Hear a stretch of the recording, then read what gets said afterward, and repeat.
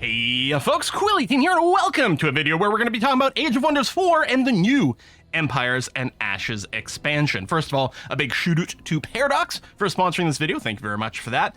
Do make sure to check the description down below for irrelevant links is where you can pick up Empires and Ashes. Also, standard disclaimer, this is on a pre-release version that may be different from the version that you get your grubby little hands on when it releases on, I believe, November the 7th. Again, check the description box down below in case I'm just flat out lying to you. All right, let's jump in and take a look at the new stuff. And we're actually going to be spending a lot of time, not in the game proper, but in the game setup screen over here.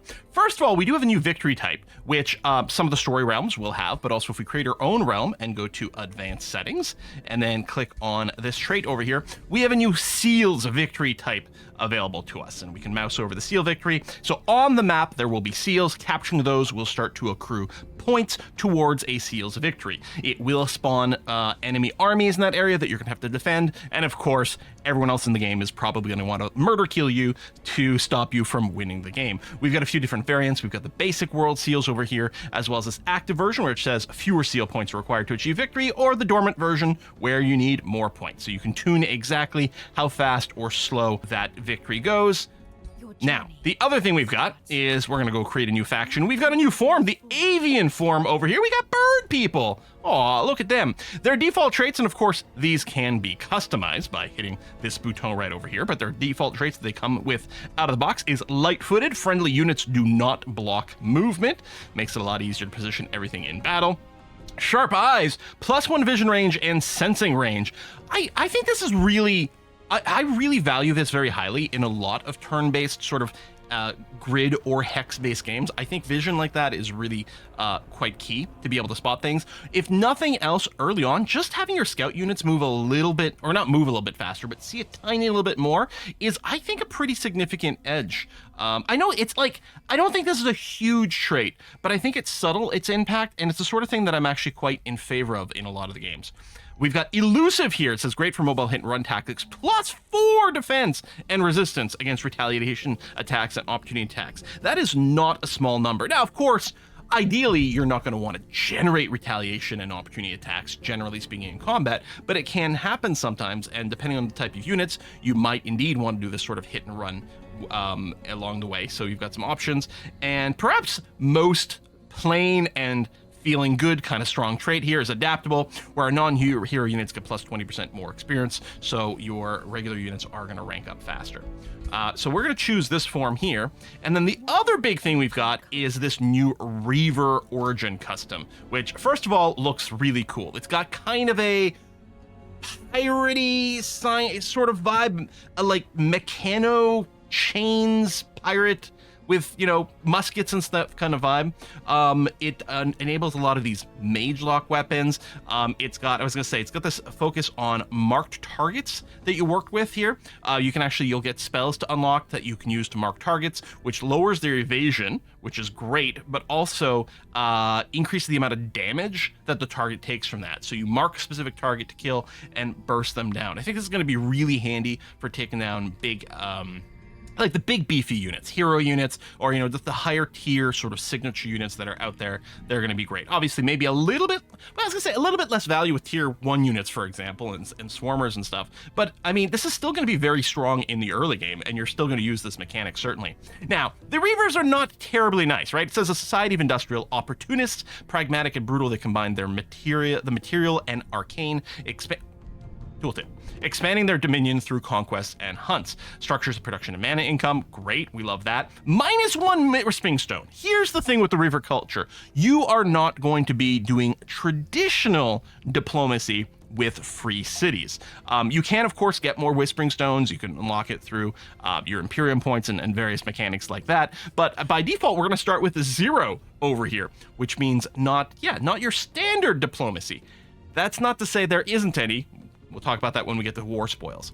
The Reavers do have the total war trait, which means no Imperium income penalty from wars without war justification. We can declare war on anyone we want at any time without any real cost. We gotta, like, this is not a friendly group of people.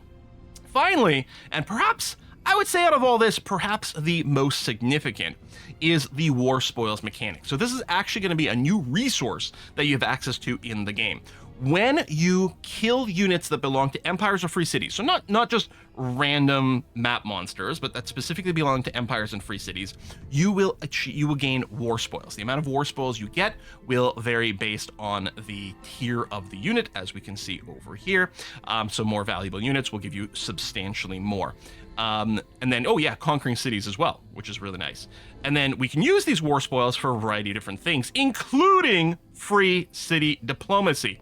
So you can, rather than be nice to free cities, you can spend your war spoils as evidence of how much of a badass you are to force them to bend the knee. So you can see here, intimidate, increase the city's allegiance level by +1, disables allegiance changes for 5 turns, so there's a bit of a cooldown there, but otherwise, you know, whenever you want, whenever you've got the resources, you can go ahead and mash that and force these free cities to bend the knee. You can also trade your war spoils for resources. Again, you're basically just intimidating. Hey, look how scary I am, you better give me some extra food for my cities.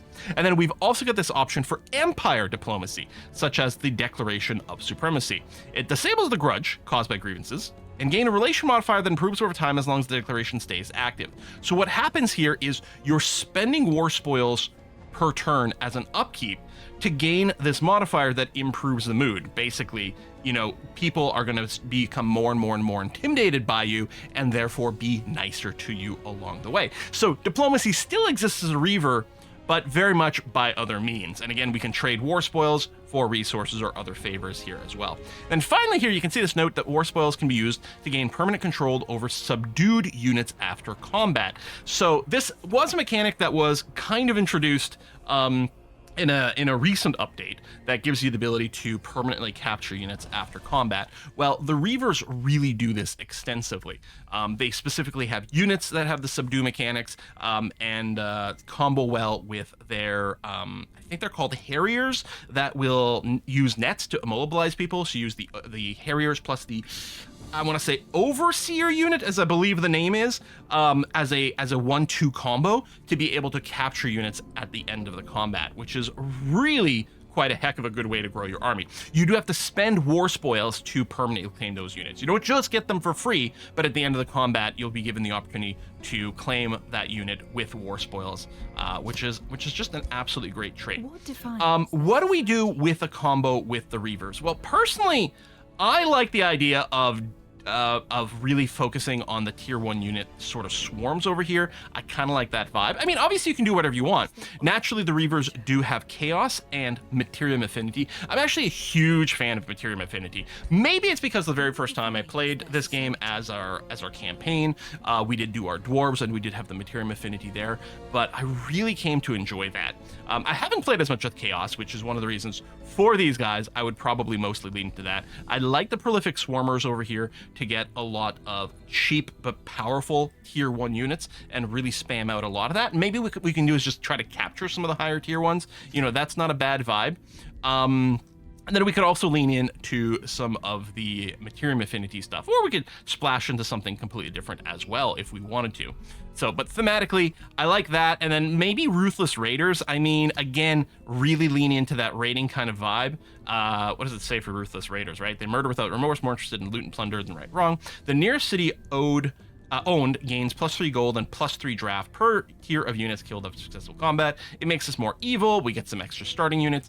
It feels like a good fit to me, and that's indeed the setup that I did when I was play testing the new Avian Reavers races here in Empires and Ashes. And we've also got some new tomes. Now, we've got the Reaver Culture itself and what it gives us, but at tier 1 here, we have the Tome of Alchemy. So in total, there are 4 new tomes, 5 if you count the Reaver Culture. Tier 1, we do have access to the Tome of Alchemy, which is our materia and nature. There you go, materium and nature affinities. It unlocks the Alchemist Lab, which is more knowledge, and as well as the mysterious tonic ability here. And again, if you unlock this, you do get it available as a promotion trait for your hero. Yeah, novice hero skill over here. But also, there we go, we get the mysterious tonic unit enchantment that we can go and throw on your regular units as well. It's quite interesting. The hero one here, the target unit gains 2 random positive stats effects and has one of their negative ones dispelled. The mysterious tonic ability is a little bit different. It grants 1 while removing 1, so not quite as strong, but you can spam it out a lot. And it is nice to be able to purge certain nasty stuff. But speaking of nasty stuff, the Tome of Alchemy is responsible for generating some as well. Right here, fumigation. I was gonna say, one of these sounds like it does some nasty stuff. At the start, so this is a siege project. Start of the combat, units defending the city take 16 blight damage, which is a good amount, and take 2 stacks of poisoned as well. So we're gonna get more damage over time, which is quite nice. Obviously doesn't affect everything, so, you know, maybe more or less useful depending on who you're facing. And then, there we go. Disperse Afflicting Miasma. I was right that this is a nasty one. Units passing through or ending their turn in this hex will be affected by, or inflicted with weakened, and then units on this hex have afflicted. So we take more damage added in depending on the damage type. So we've got a lot of debuffs. I love this Materia Refinery over here. The city structure that you can unlock with the Tome of Alchemy. Knowledge, gold, and then boosted knowledge and gold as well for magical material that is available. Really, I mean, I like anything that gives you extra knowledge because I really like powering through the tomes as often as possible, and I'm usually hurting for gold as well. So to me, this feels like a nicely balanced extra building that is thrown on. We've got the Afflictor unit over here, which does have this Miasma Shot ability to create afflicting miasma in a tile, so the same as that spell. And then we've got an anti-magic tincture over here that burns negative status effects and gains 2 status protection. So we've got offensive stuff and defensive stuff built in. Next one of the new tomes, we've got the Tome of the Construct. Master legions of constructs fighting in uncannily synchronized formations, commanding them perfectly and crushing your foes beneath the marsh of your boots. I really wish this tome had been available when we were doing our Dwarvy run, because it feels like a great fit for that, right? Materium and Order Affinity feels really good. Worker Construct Nexus, look at what this gives us. It boosts absolutely everything in a city, as well as giving you some flat production, counts as a quarry itself. And then we've got the Experienced Warsmith hero skill. While an army leader, all constructs have +1 defense. And yeah, this part also affects constructs and heals them over time, which is really, really wonderful. Obviously, you're really going to want to specialize the army that is being led by the particular hero with this trait, right? And you probably can't have literally your entire military be constructs all the time, but you can have concentrated armies for it. So we unlock something like the Bronze Golem over here with its 95 hit points, a Weakening Cleave special attack here, which is a cone attack and does bonus damage against cavalry and giants, also inflicts weakened here, which is a really nice debuff that we can throw on. What is Cascading Command? I haven't read all these. Target friendly construct or linked mines units gains hastened. Okay, love that. Strengthen, yep, just 1 stack, okay. And then cascades to adjacent friendly constructs and is repeated.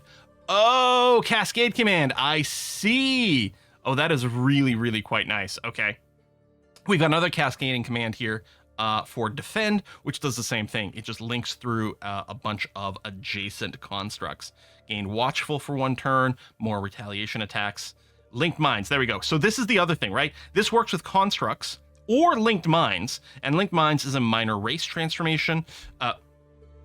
Keep accidentally going off the tooltip. Units of this race gain the ability to share senses, granting them hyper awareness when standing next to a construct or another unit with linked mines. This really does benefit tight formations, which actually, again, talking about my Dwarven run that I was doing before, a lot of what I was doing with our various like bolstering and defense traits were really benefiting a tight formation where units were buffing each other. So I really wish we had this one.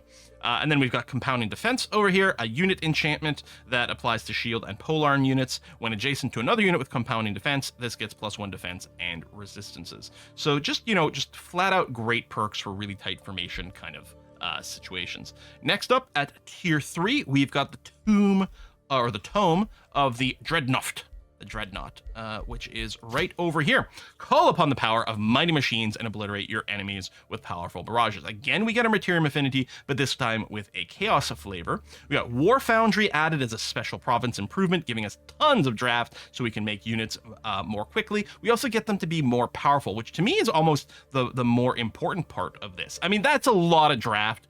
Don't get me wrong, but the +1 ranks is really great. And then we get another hero skill here, the Artillerist. Always hits range 4, inflicts a 1 hex radius marked, right? So again, we've got that mark mechanic that we saw with the Reavers showing up here.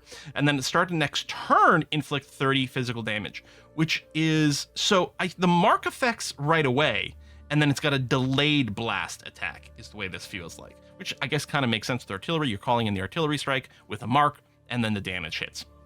We've got a unit that we unlock here called the Ironclad, an armored mythic unit with powerful tri-barreled cannon, able to load and fire specialized shells at significant range. So direct fire over here. Look at this damage. 20 physical, 20 fire? Elemental? Can't remember what this is called. Blast the target with the main gun and knock them back. Range 4, Demolisher, damages 4 to 5 objects. We've got the Barrage ability over here. Range 4, splash damage, Demolisher. Load Shrapnel Shot, so gains an ammunition. So next attack inflicts 3 stacks of bleeding, once per battle. And the Incendiary Shot, this says always hit, but what it does is just loading in this Incendiary Shot. Next attack gives you +5 fire damage, and random hexes in target area gain on fire. I really like that little extra flavor, which is really cool. Destabilized Mana Core, so this is going to be a it is just a damage debuff spell. Units in a 2 hex radius are marked. Again, we see that. And after 1 turn, the Mana Core explodes. So the Tomb of the Dreadnought here, Tome of the Dreadnought, has a few different ones of these sort of delayed blasts. They do huge damage, but it means you're not killing them this round. So it is, you're still going to suffer damage from 1 extra round from this, multiple units, I suppose. This is a crazy radius, a 2 hex radius. That's actually ridiculous. 60% chance of getting disrupted as well. I mean, what a powerful attack. Warding Metal. So this is a unit enchantment for shield units and constructs. And then Warded increases the resistance against magic attacks. Okay. A Pinning Barrage. So another damage debuff spell. Another 2 hex radius spell. 20 physical damage is not a small amount. Becomes more. Although at this point, a tier 3 tomb, just 20 by itself? No, I mean, with a 2x radius? No, that's sick. And marks them, and has a chance of making them immobilized. Wonderful. All right, what's the new tier 4? Is the Tome of Severing. Oh, got how I had this sorted. Tome of Severing here. So again, we see Materium, but this time with Shadow boosted in. We've got our Master of Disruption, Master Hero skill. Physical, melee, and range attacks gain 60% chance of inflicting disruptive, which again, disables unit enchantments temporarily. We've got a unique unit here. Well, not a unique unit, but it unlocks a unit. The Severing Golem, a caster mythic unit based on ancient designs that can remove friendly negative status effects and enemy enchantments. So it comes with weakening bolts, range 4, 50% chance, deals 50% damage to adjacent enemies, so built-in splash damage. It does say specifically enemies, so I don't think it can friendly fire. It does break down fortified objects, and it does inflict weakened built in. But then we get this Dispelling Field. Each friendly unit within 2 hexes has one of their negative units dispelled, and this unit gains a strengthened for 3 turns for each unit that has status dispelled that way. And then Magical Disruption, up to 3 random enemies. Now, this is interesting. So literally what? Across the entire map? Because it just range 0, always hits. So presumably, it just targets itself, and I guess it's 3 random enemies on the entire map take 30 frost damage, not a small amount, and have a 90% chance of becoming disrupted. Now, if this is one of those big battles with 18 different units going on, right, from when you're sieging one of these capital cities, that may be a little bit hard for this to make the biggest change in the battle. But if you had multiple of these golems, and if you're just doing like a 1 army versus 1 army situation, then it becomes actually quite sick, because you're going to be concentrating the enemy. Like if you're only fighting 6 enemies, so half of them are taking 30. I mean, in total, this ability is doing 90 damage. That's no joke, spread out among 3 people, but that is pretty cool, and I love that it doesn't miss. Obviously, resistances, like to damage types and stuff, comes into play, but it seems really strong to me. Null Shield makes it so enchanted units enter defense mode, and enchanted friendly units gain +5 status resistance. Final Banishment. All non-hero corpses on the map are destroyed. For each corpse destroyed, friendly units gain stuff, both resistance and temporary hit points. So not only is this a massive AoE heal, for each corpse friendly unit. Yeah, I think it affects all your friendly units for 1 stack per corpse, not 1 unit per corpse. So this can generate a lot of hit points for you, but it can be key when countering something that is specifically dealing with a lot of wants corpses on the battlefield for some reason. Astral Severance, target magic origin unit has a base 60% chance of being killed. Just flat out insta-death. If unsuccessful, inflicts disrupted and decaying. So even if it fails, it actually has a pretty hefty impact. I mean, we're talking about tier 4 tome stuff here. These are tier 7 spells by themselves. You would expect them to be pretty powerful. Spell ward here, target empty province that doesn't contain an ancient wonder, conjures a spell ward. This structure functions as a spell jammer for this and adjacent provinces, and it gives us some vision. I mean, this seems like the sort of thing that I will probably never remember to use, but it seems pretty great to me. And I don't think we looked at disrupting blades over here. So unit enchantment affects a lot of units: shock, polearm, fighter, skirmishers, basically all your melee units other than shielded. Makes your base melee attacks capable of inflicting disrupt to disabled unit enchantments for 2 turns. Whether or not this is meh or absolutely OP is really going to depend on who you're facing and what kind of stuff they're doing. But the fact of the matter is, everyone uses unit enchantments to some amount or another, right? All the tomes have some somewhere along the way, so there's a good chance this is going to cause huge problems for the enemy squad. But it is, I think, the sort of thing where you're going to have to judge based on who you're facing, what kind of stuff they're doing. You may have to do like you know, because obviously you're going to be paying a maintenance for that, right? Depending on the size of your army. Like, it's probably worth researching and having in your back pocket, but unlike most unit enchantments where I almost cast them instantly, immediately, I might just save this one until I absolutely, truly, properly need it. There's not a tier 5 tome that is new as far as I can tell here, which makes sense because these are all tied to a specific affinity. So yeah, that actually makes a lot of sense that there wouldn't be a new one. But yeah, lots of great stuff coming out in this expansions, Empires and Ashes. I've been having a lot of fun playing my personal Reaver game and really being an absolute jerk face to all of my neighbors. Again, thank you very much to Paradox for sponsoring this. Do check the links down below. I really would like to get in a new Let's Play or live stream campaign for Age of Wonders 4 here. I can't promise one at this point just because we have so much other stuff going on right now, so much good stuff that we're currently covering, but I am hoping to go and revisit this in a not too distant future. But for now, hopefully you are still enjoying yourself with Age of Wonders 4, and hopefully you like what the Reavers here are bringing to the pack. There's some new tomes, even if you're not playing the Reaver base. Maybe you haven't played a proper dwarfy race yet, and you're like, you know what, all this construct stuff, this is what's going to get me to do it finally. Hopefully you've got the custom cosmetics for the poofy Viking horns from the content creator extra look stuff that I've got, and then you can make a proper dwarfy race. Thanks a lot for watching, folks. I'll see you next time. Bye bye.